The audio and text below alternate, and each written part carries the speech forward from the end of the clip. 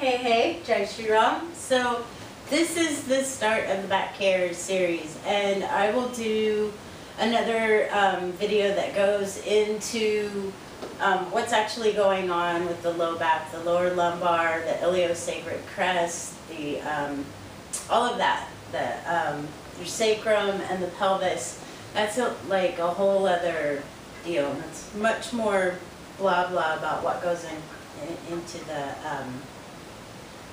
understanding the anatomy. So I actually have healed a back injury. I was in 2 car accidents, not of my own doing, but ended up with spinal injuries that I healed. I had 4 bulging discs and sciatic nerve pain, which I occasionally still get the sciatica.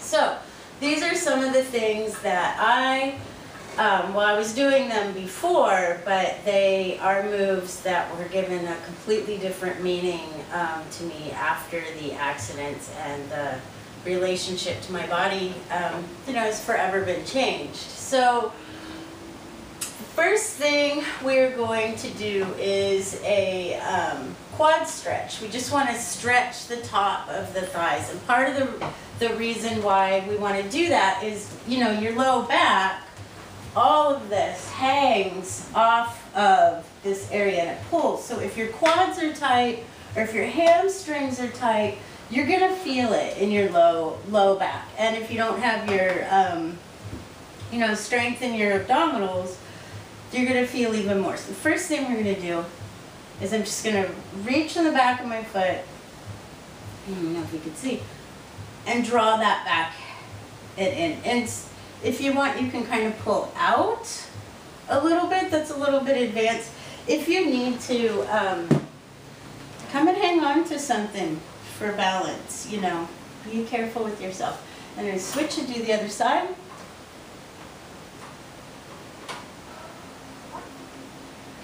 Draw it out a little bit, depending on where you are. And, keep your movement in your own range. I've been doing this for a long time, so my movement is going to be very different from yours, okay? So next thing we're going to do is I'm going to come down onto my back, and I'm going to do hip flexor stretch, okay? So we're just going to be drawing the nose to the knee to start. Now, if you feel pressure in your upper body, in your head and neck, keep it down on the mat and just draw the leg in. And I'm not of the school of thought of holding stretches for long periods of time. I really only need about 90 seconds. Very rarely do I hold much longer than that. And the reasoning for that is, if the muscle is what you're feeling, that tension in there, if the muscle is already tight, that little tendon or ligament, it's not going anywhere. You're just pulling on that same little piece of skin, that same bit of muscle, and it's not going to go any further. So you have to trick it. So if you give it a little bit of movement, that's why stretches with movement are more efficient than just static stretches, because you're tricking the body into go, oh, I can go a little bit further, because when you feel that tightness in there, it's the body telling you, hey, I'm already there, I can't go any further. So it isn't going to matter how much you breathe and hang out in your hamstrings or whatever in your down dog, it's not going to happen, okay? So unless you get some movement in there, which is why it's really good to like bicycle the feet and things, and we'll go over that later. So we already did nose to knee, so that the hip rotators in here, you want to get stretch into their movement into your hips. So knee stirs are a wonderful thing to do to get synovial joint fluid in there. And I'm just circling, applying a gentle pressure down.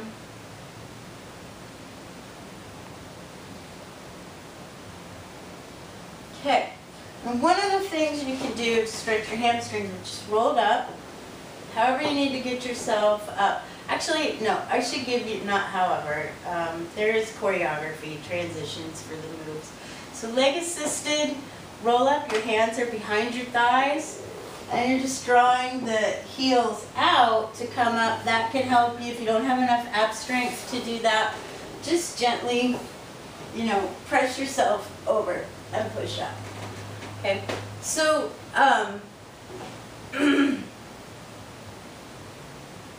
we'll go into another standing stretch for a second.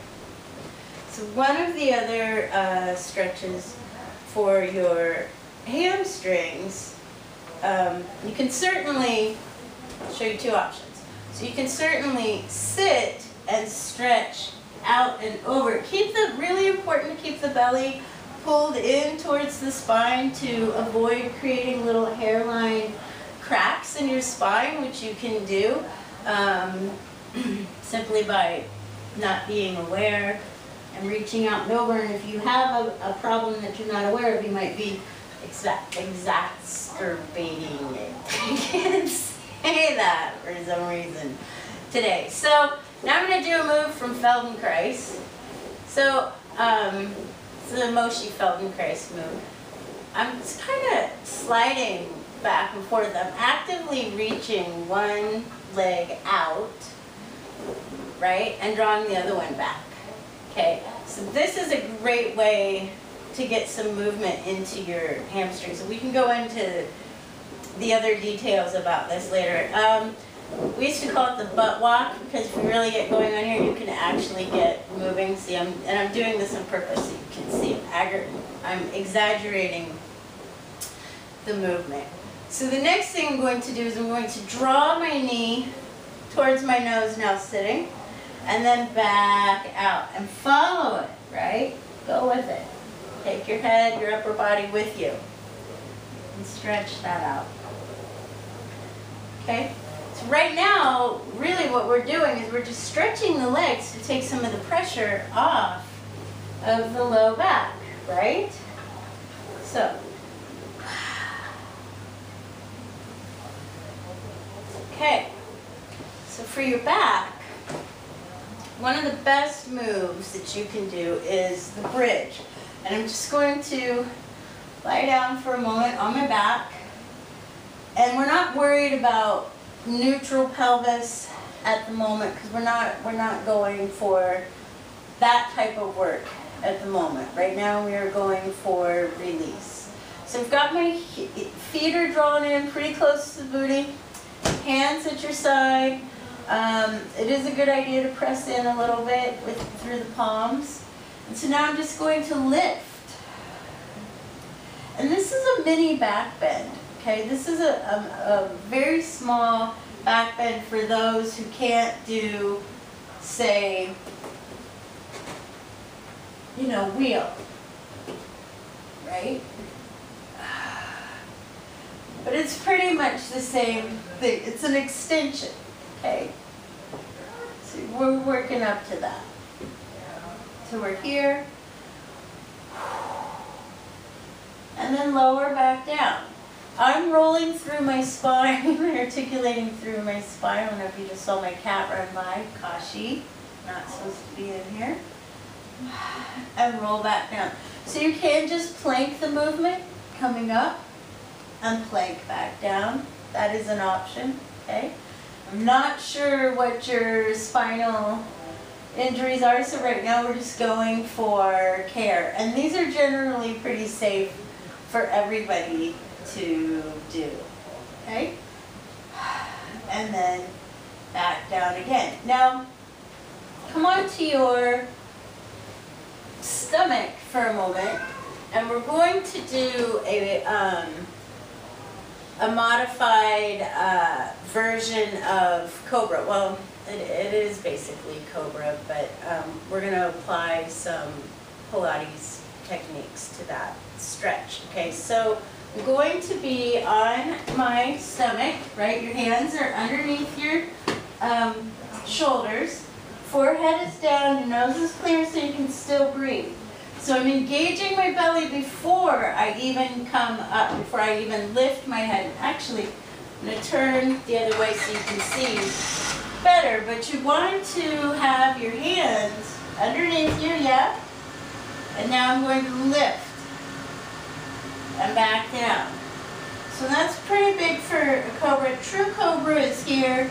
Take your hands off. You know, snakes don't have hands. And then back down.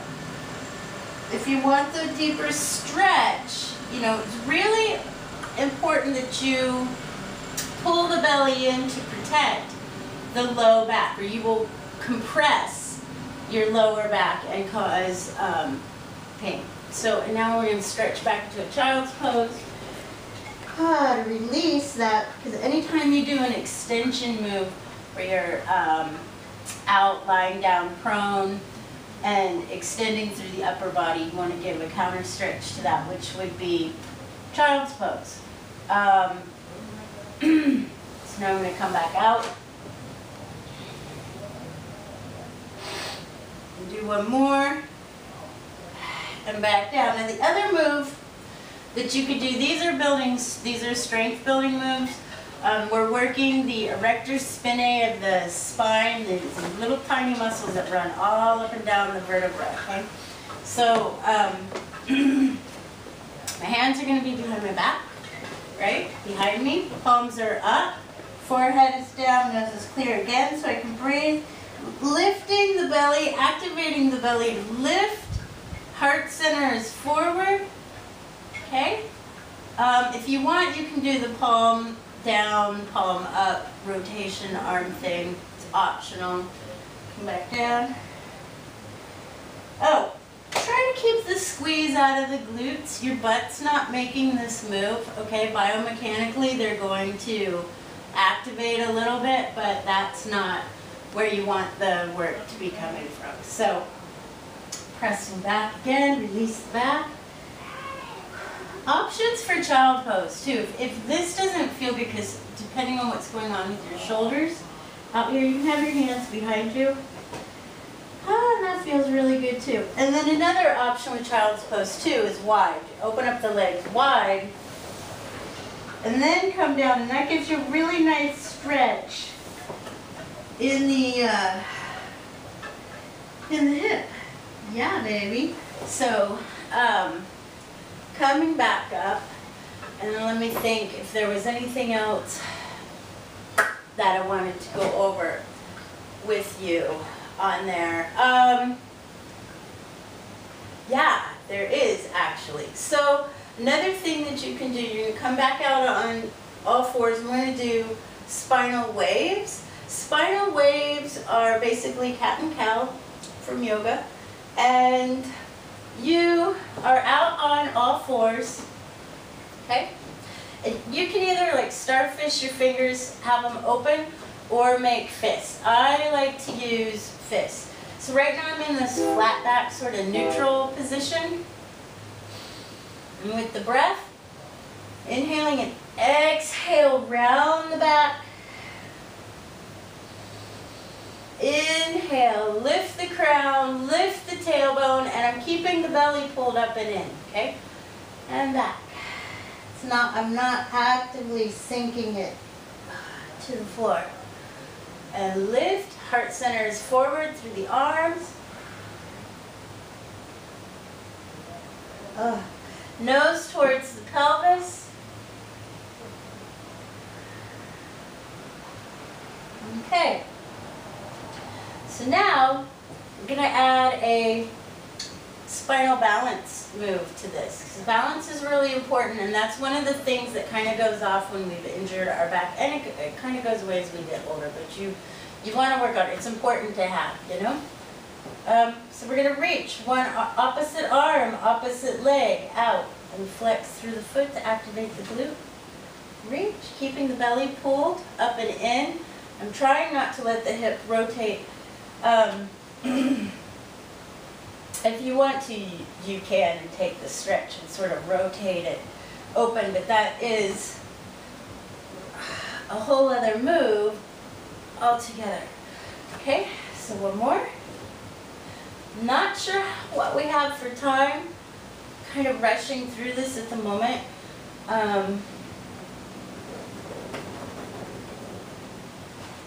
Yeah, this is just a little clip for YouTube, and the longer ones will be coming soon. So now, you're going to come back into that all-four position, yeah?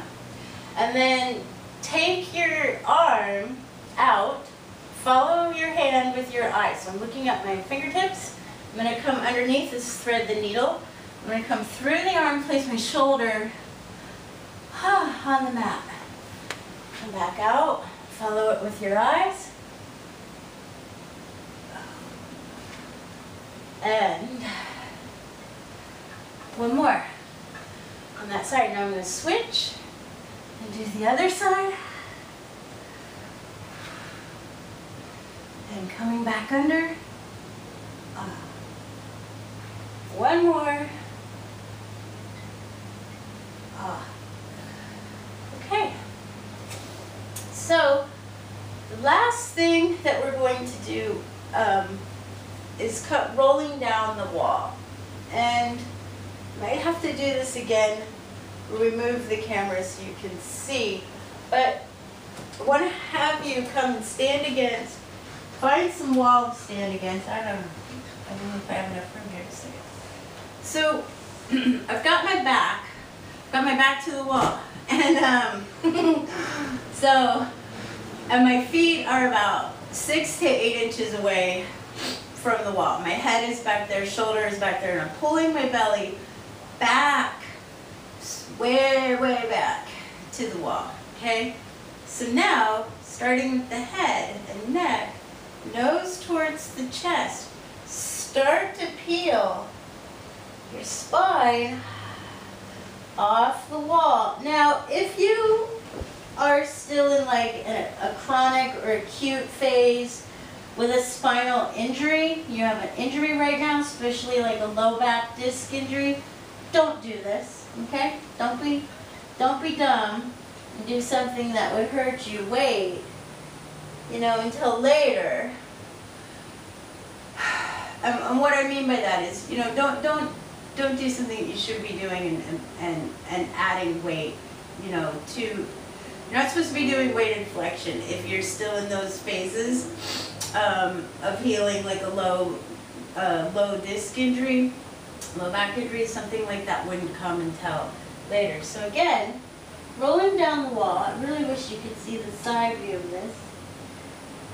And you just want to hang there for a minute. I mean, you can go all the way down till my tips of my fingers are on the floor.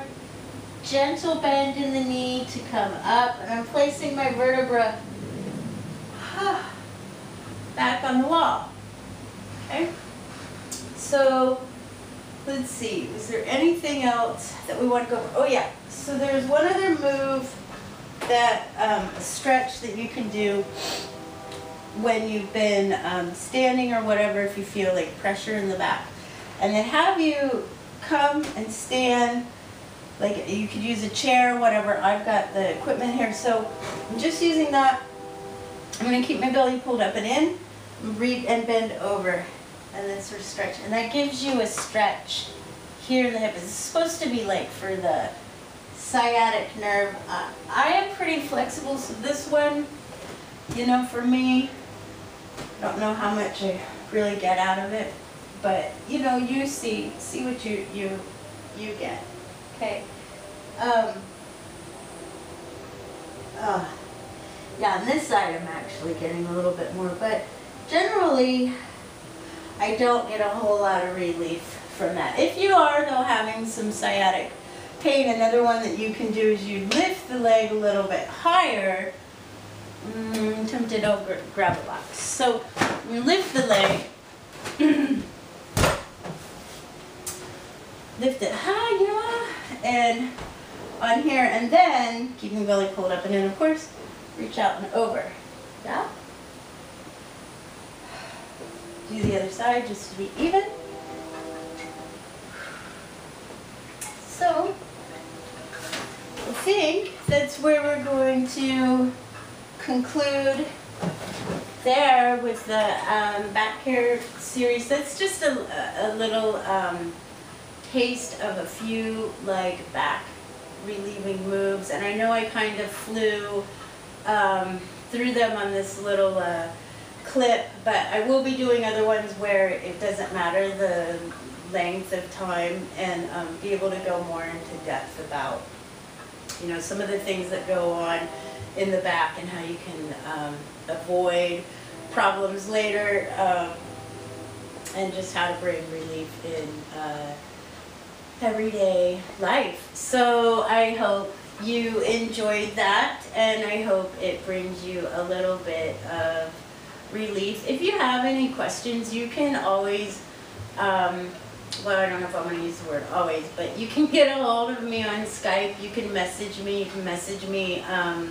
you know, at the studio. I have my email is listed on there. All my information is out there if you want to get a hold of me and discuss. So, Jai Shri Ram. Have a beautiful day wherever you are. Take care.